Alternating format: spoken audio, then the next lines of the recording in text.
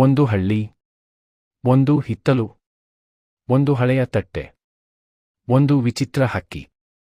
ಈ ಕತೆ ಶುರುವಾಗಿದೆ ಅಜ್ಜನ ತಟ್ಟೆಯ ಬಳಿ. ಅಜ್ಜ ಎಲ್ಲಾ ಹಳ್ಳಿಯವರಿಗೂ ಬಹಳ ಗೊತ್ತಿರುವ ಬೆಳೆದವರಾಗಿದ್ರು. ಅವರು ಮುದ್ದಾಗಿ ಮಾತಾಡೋದು, ಮಕ್ಕಳಿಗೆ ಕತೆ ಹೇಳೋದು, ಹಿತ್ತಲಿನ ಗಿಡಮರಗಳ ಜೊತೆ ಕಾಲ ಕಳೆಯೋದು ಅವರ ದಿನಚರಿ.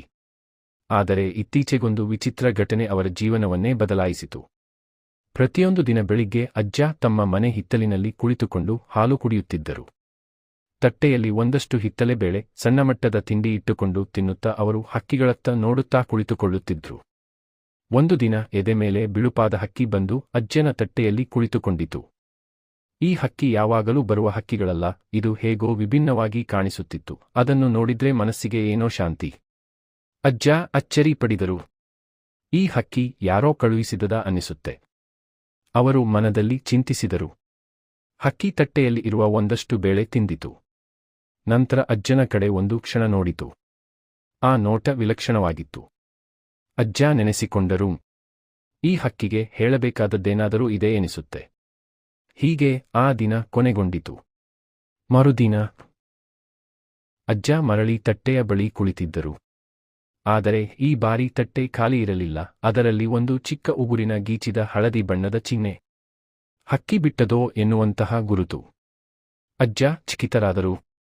ಇದು ಹಕ್ಕಿಯ ಚಿಹ್ನೆನಾ? ಏನಿದ್ರೂ ಇದರರ್ಥ ಇರಬಹುದು. ಆ ದಿನ ಅವರು ಏನೂ ತಿಂದಿಲ್ಲ. ಅವರ ಮನಸ್ಸು ಸಂಪೂರ್ಣವಾಗಿ ಆ ಚಿಹ್ನೆಯತ್ತ ಸೆಳೆಯಲ್ಪಟ್ಟಿತ್ತು. ಅವರು ಅದನ್ನು ಬಿಸುಟು ಹಾಕಲಿಲ್ಲ. ಇಡೀ ದಿನ ಕೈಯಲ್ಲಿ ಹಿಡಿದುಕೊಂಡು ನೆನೆಸುತ್ತಾ ಕಳೆಯಿದರು. 3 ದಿನ ಹಬ್ಬದಂತಹ ವಾತಾವರಣ. ಆ ಹಕ್ಕಿ ಪ್ರತಿದಿನ ತಟ್ಟೆಗೆ ಬರುತ್ತಿತ್ತು.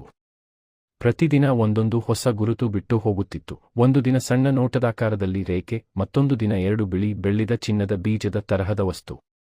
ಈಗೆಲ್ಲ ಅಜ್ಜನ ಮನಸ್ಸು ಆ ಹಕ್ಕಿ ಮತ್ತು ತಟ್ಟೆಯ ಸುತ್ತಲೇ ತಿರುಗುತ್ತಿತ್ತು. ಅಜ್ಜನ ಮೊಮ್ಮಗ ರವಿ ಕೇಳಿದ, ಅಜ್ಜ, ಏನು ನೋಡ್ತಾ ಇರ್ತೀ? ಆ ಹಕ್ಕಿ ಏನು ವಿಶೇಷವೋ? ಅಜ್ಜ ನಿಧಾನವಾಗಿ ಉತ್ತರಿಸಿದರು, ನೋಡು ರವಿ, ಕೆಲವೊಂದು ಹಕ್ಕಿಗಳು ದಾರಿ ತೋರಿಸೋದ್ರಿಗೆ ಬರುತ್ತವೆ. ನನ್ನ ಬಟ್ಟಲಿನಲ್ಲಿ ಕುಳಿತ ಈ ಹಕ್ಕಿ ನನ್ನ ದಾರಿಗೆ ಕಾರಣವಾಗಿರಬಹುದು. ಅಜ್ಜ ಅವರು ಚಿನ್ನದ ಬೀಜವನ್ನು ನೋಟದ ಚಿಹ್ನೆಯ ಮುಂದೆ ಇಟ್ಟರು.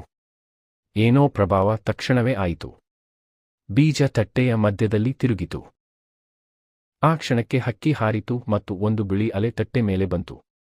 ಆ ಬಿಳಿ ಅಲೆ ಏನೂ ಶಬ್ದವಿಲ್ಲದೆ ಬಂದು ನಿಲ್ಲಿತು. ಅಜ್ಜ ಅಚ್ಚರಿಯಿಂದ ನೋಡಿದರು. ಇದು ಕನಸೋ ನಿಜವೋ ಗೊತ್ತಾಗುತ್ತಿರಲಿಲ್ಲ. ಅವರು ತಮ್ಮ ಕೈಯನ್ನು ಬಿಳಿ ಅಲೆಯಲ್ಲಿ ಮುಟ್ಟಿದ್ರು. ತಕ್ಷಣಕ್ಕೆ ಅವರ ಕಣ್ಣುಗಳು ಕಪ್ಪಾದವು. ಬೆಳಕು ಎಲ್ಲಿಂದೋ ಓಡಿದಂತಾಯ್ತು. ಅಜ್ಜನ